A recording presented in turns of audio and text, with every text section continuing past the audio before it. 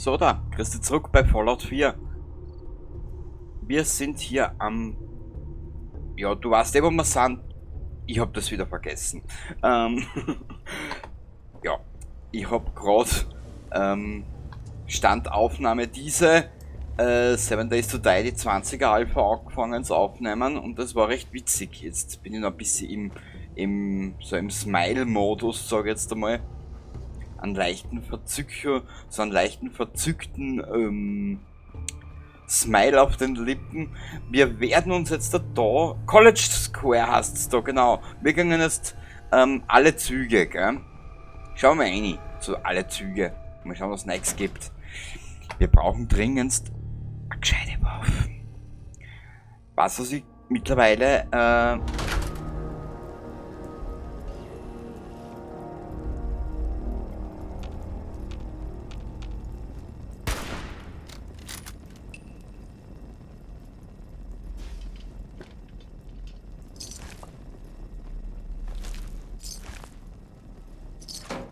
Ma'am, seien Sie vorsichtig. Ich finde diesen Ort beunruhigend.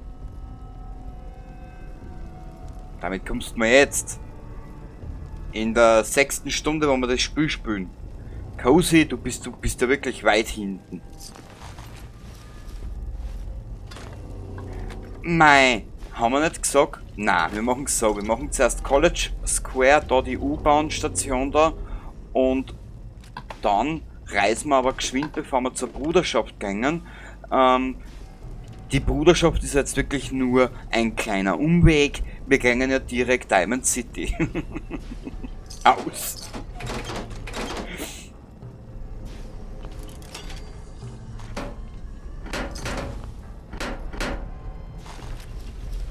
Ja, warte mal, da hinten ist ein Scheißhaus. Na, das Scheißhaus ist unten, gell?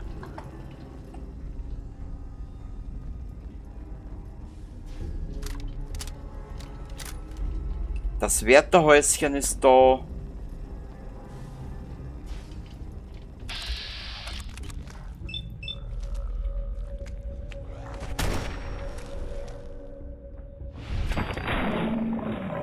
Yippie! Vorsicht, dieses Mal nicht.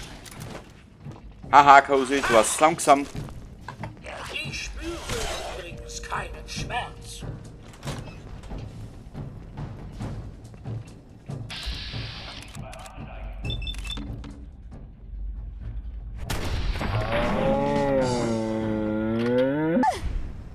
Yippie!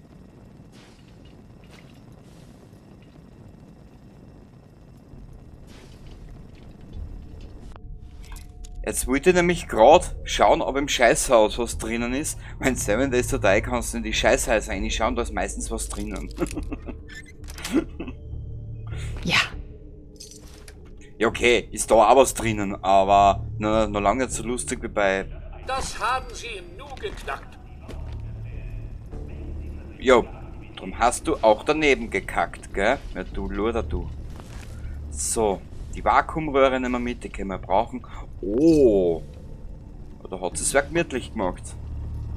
Also na, Trottel, ich hab das jetzt vertauscht. Natürlich liegt da in die Scheiße auch immer was drinnen.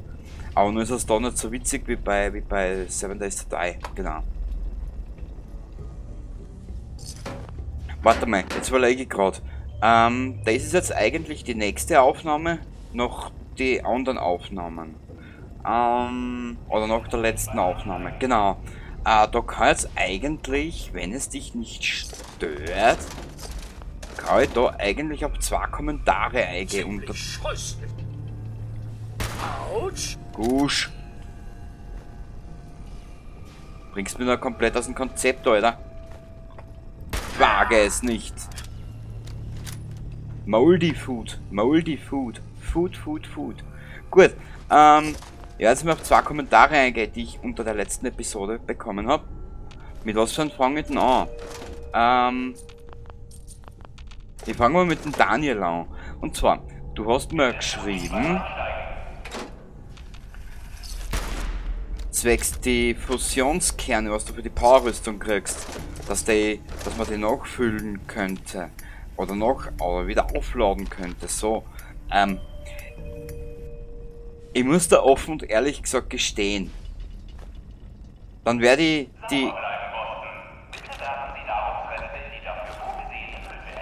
dann wäre eigentlich die Balance die in den Spiel schon so ausgelegt ist,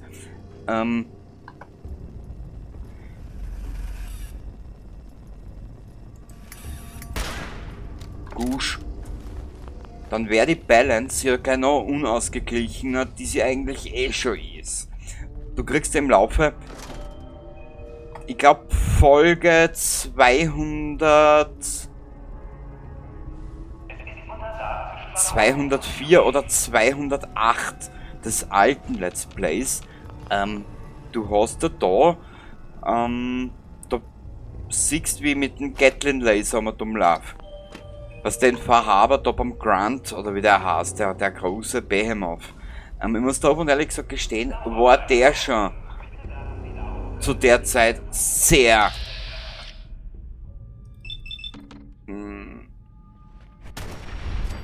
wie ein Level 1 Gegner, sag ich jetzt einmal im Vergleich, in der Relation. Was jetzt da noch diese Funktion auch noch hättest, dass die Fusionskerne auch noch aufladen kannst, glaube ich, dann bist du komplett überpowered. So, ich rede gleich weiter.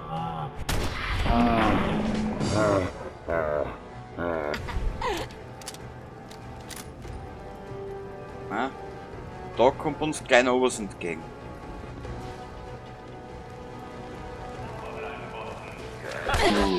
Da finde ich weiß nicht, ob dich das Spiel interessiert, Daniel.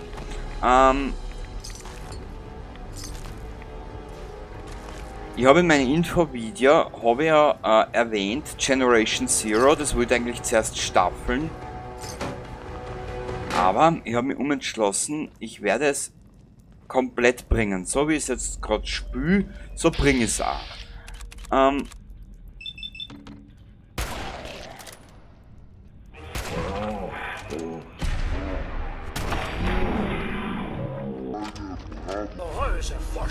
Da du mit einer Grazie ist der jetzt umgefallen, bist du narrisch. Und zwar, das wollte ich sagen, bevor ich es vergiss. Da finde ich Generation Zero um einiges besser. Die Munition wiegt, du hast nur begrenzt Platz und vor allem, je höher du im Level bist, du hast in Generation Zero hast du eine Level-Obergrenze von, ich glaube, 31. Ja. Und finde ich mittlerweile bei Weitem besser vom Spielerischen her. Du hast ja, wenn du jetzt die Tanks hernimmst, die großen, ich bin ja im Let's Play, bin ja noch nicht so weit.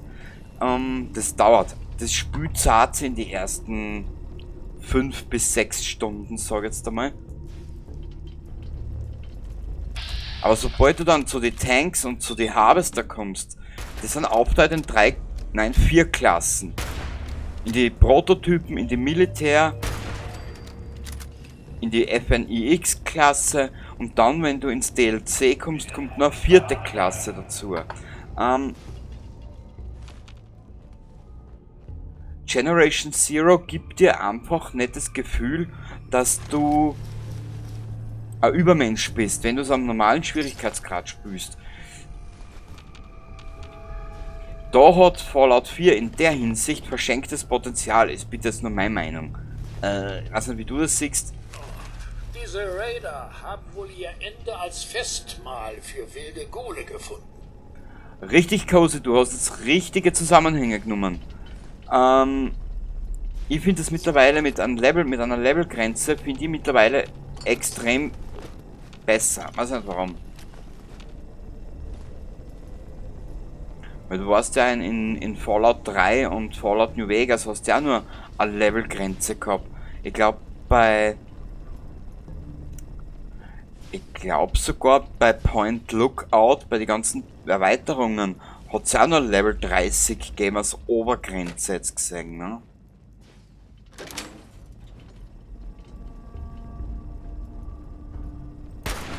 Fallout 4 ist ein irrsinnig geiles Spiel, weil du einfach rundum Möglichkeiten hast, du kannst alles angehen, wie es das willst, du hast alles, aber ich bin halt mittlerweile der Meinung, weniger wäre oft mehr.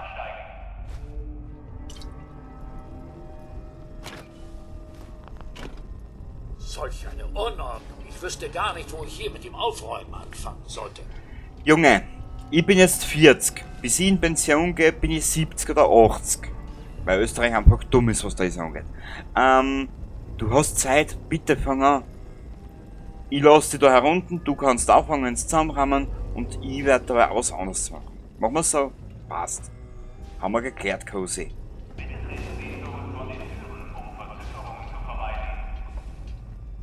Ja, wie gesagt, das ist halt mittlerweile schon ein bisschen so mein Eindruck. Wenn es so eine billige Aktion gibt irgendwo, kann ich der Generation Zero als Shooter wirklich nur empfehlen. Vor allem hat das Spiel eine Sache, die hervorsticht. Es lässt sehr viel Taktik zu. Und gegen die Tanks oder beziehungsweise gegen die Harvester brauchst du dann schon. Und gegen die Harvester und gegen die Tanks brauchst du im oberen Bereich dann, wenn du je nördlicher du in Schweden aufkommst, umso mehr Taktik brauchst du dabei. Also es ist recht geil gemacht. Und vor allem ist die KI mordsgut programmiert. Sie sucht die, sie flankiert die. Und wenn sie die dann einmal gefunden hat, setzt sie die unter Druck. Das habe ich schon so in dieser Form oder in dieser Art und Weise schon lange einmal erleben dürfen in einem Videospiel. Das hat mich beeindruckt.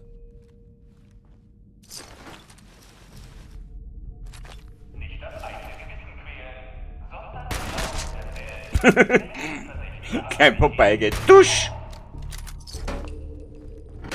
Na, wie gesagt, das ist bitte nicht best gemeint oder so, gell? Aber ich habe mir gedacht, ich lasse es jetzt einmal los. Bitte nicht traurig sein oder bitte nicht besser. Das ist halt mittlerweile schon meine Meinung. Weil,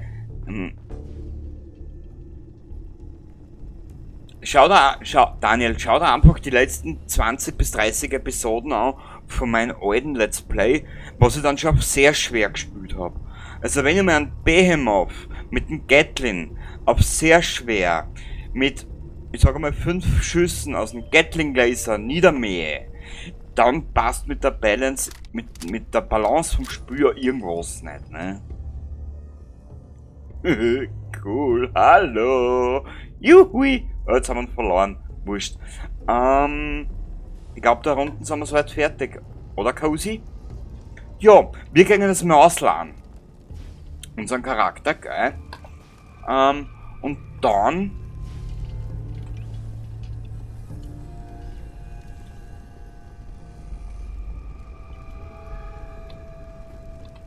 Da geht sie automatisch, das ist es jetzt. Ich suche nur gerade das Licht für einen Pip-Boy. Das sind die... Ja, was weiß ich, wo das Licht ist für einen Pip-Boy. Keine Ahnung. Wurscht. Wir kehren jetzt mal kurz zurück nach Sanctuary oder... Na, noch besser in die Red Rocket. Da haben wir unsere Ruhe. Da rahmen wir den Charakter jetzt aus, richten ihn her und in der nächsten Ausgabe zurück nach den langen Weg nach Diamond City, aber zuerst noch über die Bruderschaft. Genau. Weil erstens einmal, wir brauchen gescheite Waffen. Und vor allem haben die Synths nämlich auch geile Sprüche drauf. Also, die kriegen wir jetzt mal mit Hab dich. Das ist so putzig. Oh, her damit. Ja, also aus die Bruderschaft, die kann da noch ein bisschen warten. Die haben's eh nicht alle.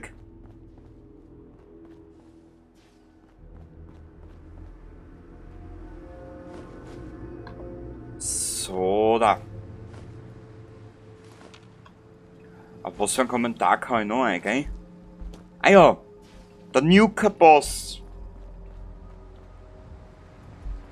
Der Oberboss Nuka. Warte ganz kurz. Ganz kurz noch, ich habe das Handy hier neben liegen. Was der ich tue mir mittlerweile ja schon schwer, dass ich mir die Namen da merke. Na komm Handy. Mein Handy ist nämlich jetzt schon ein bisschen älter, gell? Das ist mir zigmal runtergefallen. Da spinnen die Lautsprecher schon, die sind hin. Und ja, was weiß der Geier. Wir gehen nochmal weiter und dann, wenn es soweit ist, kann ich eigentlich Karte den Kommentar beantworten. 61, oh, das geht. Und zwar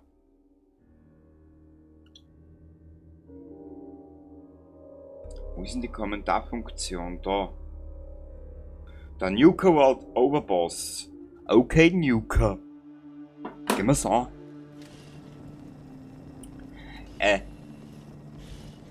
Preston hin, Preston her.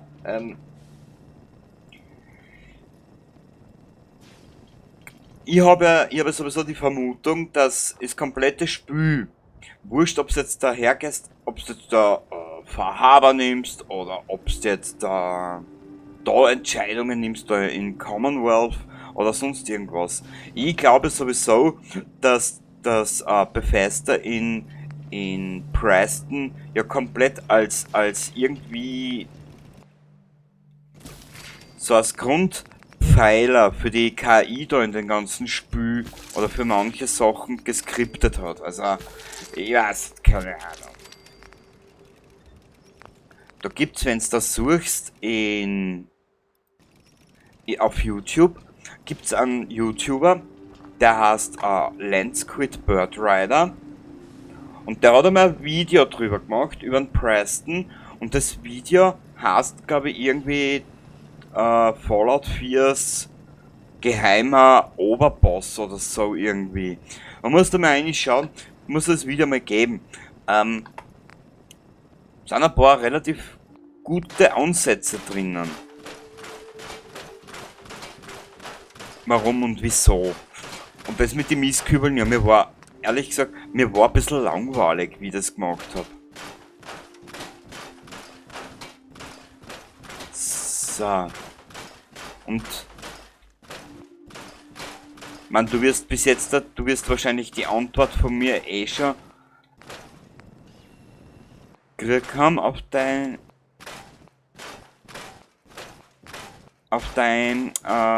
Kommentar. Weißt, ich bedanke mich bei dir für das mit dem guten Video etc. wie immer. Weißt, ich bemühe mich. Ich bin zeitweise relativ lustig unter Anführungszeichen. Dann gibt es wieder Tage und Momente, wo ich einfach so ein bisschen so ernsthafter bin. Ich bin ein stimmungsschwankender, sturer Hund. Sagen wir es jetzt einmal so.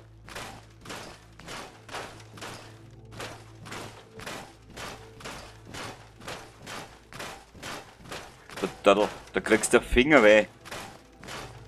Aber Mädel, wir haben es geschafft. Brav. Braves Ding, ich zieh meinen Hut vor dir. Naja, ich bin wie ich schon gesagt habe, ich bin privat ein bisschen ein sturer Hund auch. Aber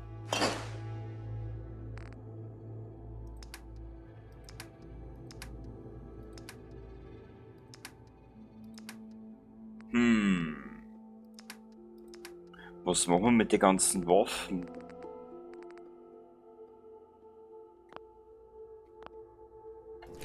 Eigentlich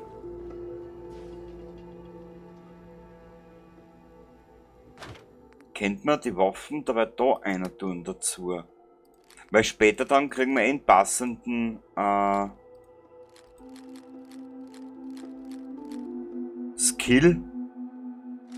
Skillpunkt. Da können wir die dann verwerten und dann kriegen wir eben mehr Ressourcen außer, eben fürs Bauen später. Genau, so machen wir's. Nein, nicht. Du siehst das Kruzifix Dirndl. Ja, die ist schon wieder ein bisschen eigenwillig unterwegs, die Kleine.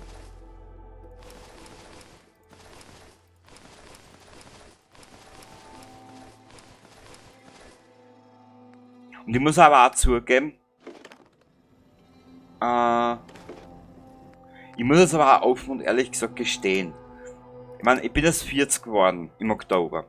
Ich weiß nicht, wie lange ich noch Interesse an YouTube bzw. an Videospielen habe.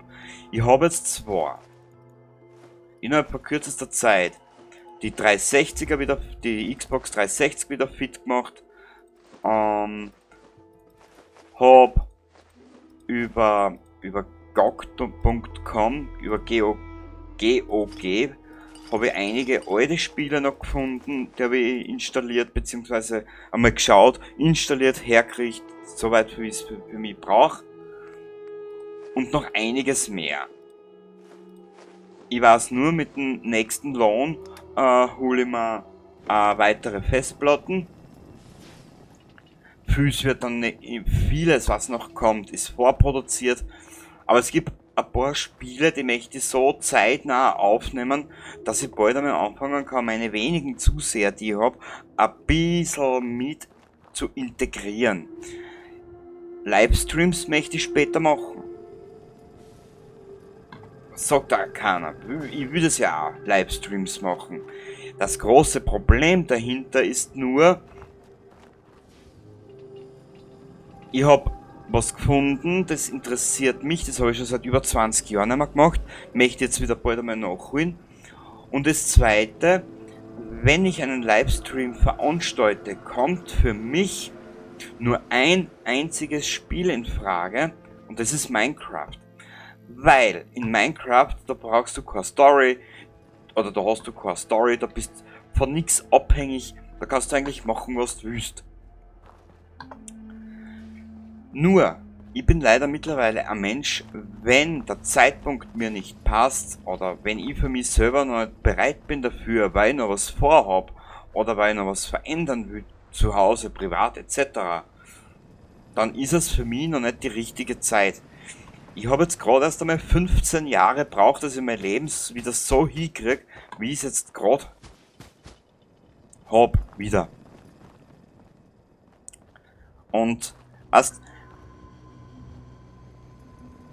ich habe sehr lang gezögert, soll ich meinen Stil oder das, so wie ich bin, mit auf YouTube nehmen, soll ich es probieren? Und du hörst es ja am Anfang mit meinem Musikgeschmack, was ich hab. Man gut, mein Musikgeschmack ist sehr variabel und sehr flexibel. Ich höre da von 1950er Rock'n'Roll über 1970er Progressive Rock bis zu 2021 Deathcore. Ich bin da sehr facettenreich, was das angeht. Nur, um jetzt wieder zurückzukommen auf den Punkt, jetzt habe ich wieder ausgeholt, aber das kann ich ganz gut, nämlich ausholen, weißt um jetzt wieder auf den Punkt zu kommen. In der letzten Episode, ganz am Anfang, oder ganz zum Schluss, so wie habe ich ja erwähnt, dass bei mir einfach das nicht geben wird, von wegen Abo.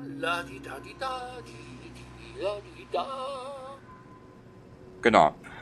Bei mir wird es einfach nicht geben, dass ich jetzt da sage, lasst ein Abo da, haut's mir Bewertung rein.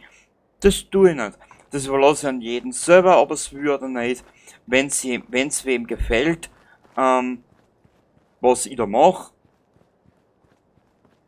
egal ob jetzt mal bei guter Laune, richtig, egal ob jetzt bei guter Laune, bei schlechter Laune, wenn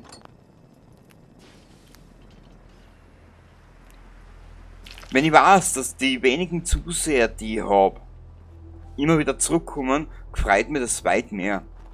Ich sag das ehrlich, wie es ist. Hat jetzt aber auch nur an den... Kriegen wir noch ein Level Up? Nö, glaube ich nicht. Molotov-Cocktail. Wie aber nicht.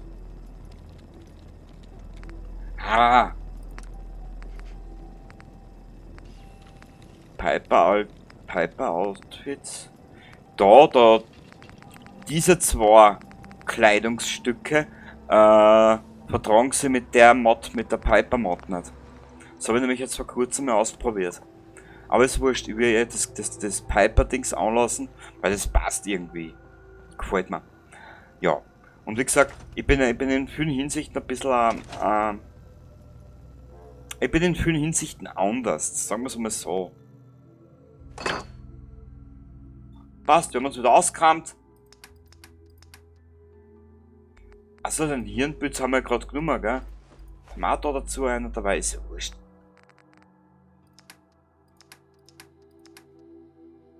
Werden wir später brauchen. Okay. Ja. Wie gesagt, es ist. Mir ist wichtig, oder. Wichtig klingt ja so. Wichtig, das klingt ja so dumm. Wenn ich weiß, es kommt zurück, die wenigen Zuseher, die ich hab, es genießt das, was ich euch da biete, oder was ich euch da bringe, wurscht ob das scheiße oder auch nicht, mir ist lieber, es habt einen Spaß dabei und das ist mir lieber.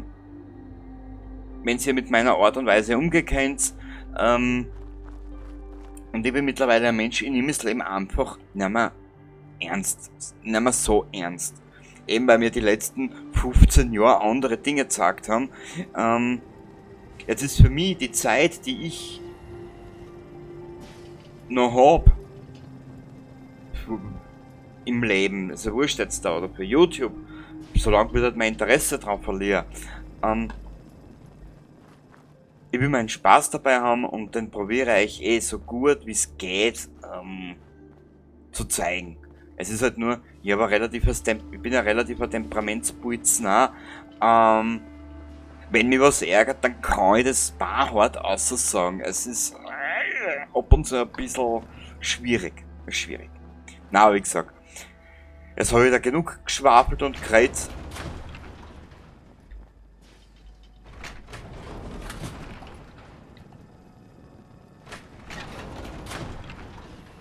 Affe zu, Klappe tot. Affe tot, Klappe zu. Genau.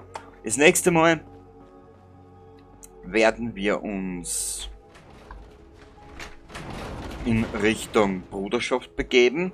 Am langen Weg nach Diamond City. Und da haben wir alles. Ich finde das so putzigste Teil da schon her. Die Stimpaks am Oberschenkel unten. Ich finde das so ein liebes Detail an der Mod. Ja, wie gesagt, wir sehen uns das nächste Mal wieder. Wenn du oder sogar du, wenn du ein bisschen mehr über mich wissen willst, müsst was sagen, dann kann ich es gern in einem weiteren Video ansprechen. Ich habe ja kein Problem damit. Gell? Absolut nicht. Nur verrate ich nicht alles. Gell? Und meine Einstellung zum Leben, das hat seinen Hintergrund, einen relativ traurigen sogar, bis ich es einmal übernosert habe. Warum und wieso? Es hat dauert. Genau. Da hat's aber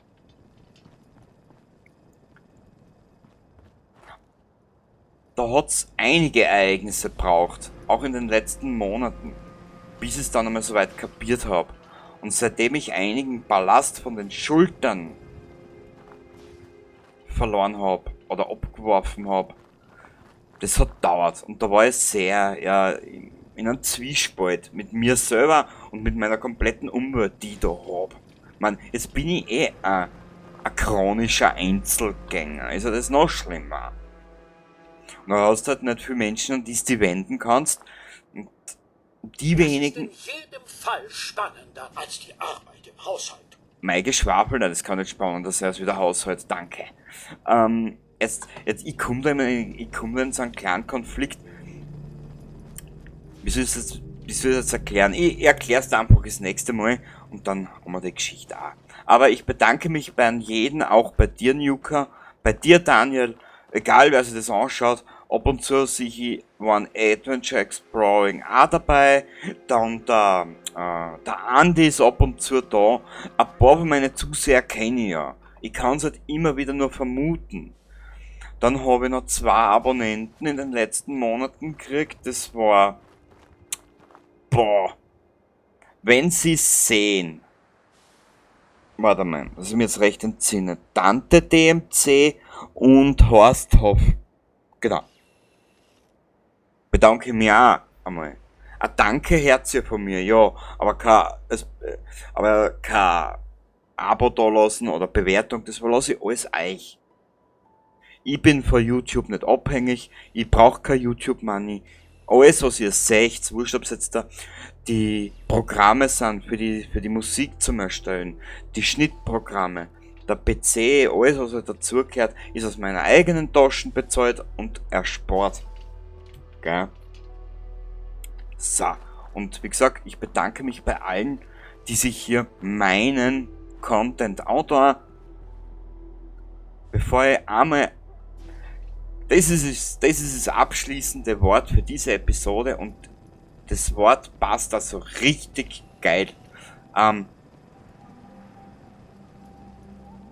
Ich bringe lieber Inhalt und sage euch was, in wurscht in was für einer Menge, bevor ich nur einmal nach einem Abo oder nach einer Bewertung frage und bitte etc. Bis zum nächsten Mal und danke nochmal an euch alle. Baba. Dabei. Bis zum nächsten Mal.